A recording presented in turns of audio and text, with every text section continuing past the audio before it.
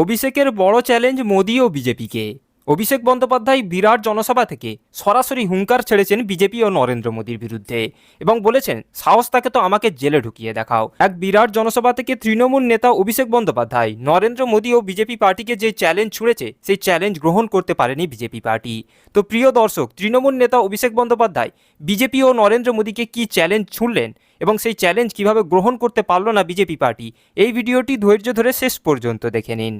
5 বছর আপনাকে বলেছিল আচ্ছে দিন আসবে, আপনার বাড়ির ছাদের টাকা এই কেন্দ্রের বিজেপি সরকার বন্ধ করে দিয়েছে। আপনার পাড়ার রাস্তার টাকা এই বিজেপি সরকার বন্ধ করে দিয়েছে। গরিব মানুষের 100 দিনের টাকা এই বিজেপি সরকার বন্ধ করে দিয়েছে। সর্বশিক্ষা মিশনের টাকা এই বিজেপি সরকার বন্ধ করে দিয়েছে।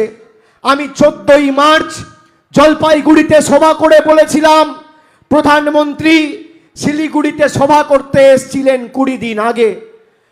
আমি প্রধানমন্ত্রীকে অনুরোধ করেছিলাম তার পদের প্রতি পূর্ণ মর্যাদা সম্মান জানিয়ে যে আপনারা বলছেন আবাসের প্রকল্পে কেন্দ্র সরকার রাজ্যকে টাকা দিয়েছে।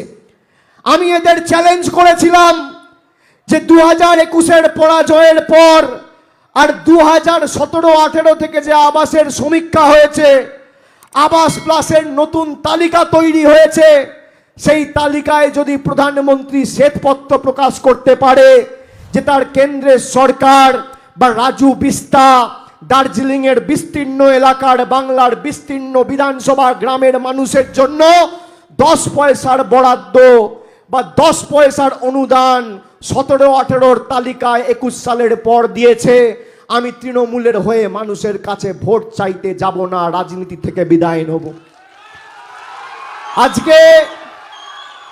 আজকে প্রায় 1 মাস 8 দিন হয়ে গেছে শ্বেতপত্র প্রকাশ করতে পারিনি। বিজেপির নেত্রী কুচবিহারের দীপা চক্রবর্তী, এখানে মায়েরা আছেন, শুনে রাখুন, আমি তথ্য পরিসংখ্যান সামনে রেখে কথা বলি, আমি মিথ্যে কথা বলি না।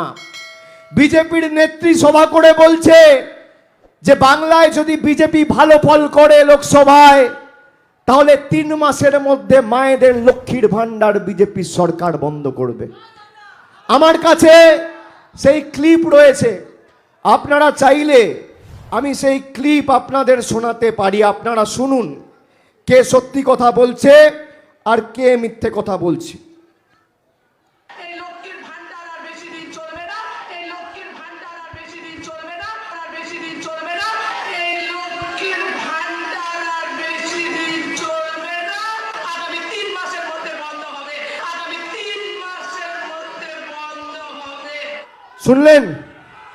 শুনলেন? আরেকবার শুনুন।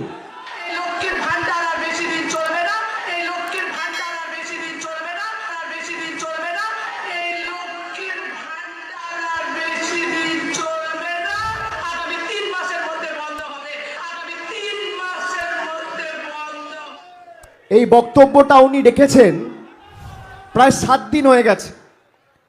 7 দিনের মধ্যে বিজেপির কোনো নেতা তার বিরুদ্ধে ব্যবস্থা নিয়েছে, মানুষের সামনে ক্ষমা চেয়েছে যে আমরা লজ্জিত, আমরা মানুষের কাছে ক্ষমা প্রার্থী, আমাদের একজন দলের সদস্য পদাধিকারী বলেছে লক্ষ্মীর ভান্ডার বন্ধ করে দেবে? চাইনি।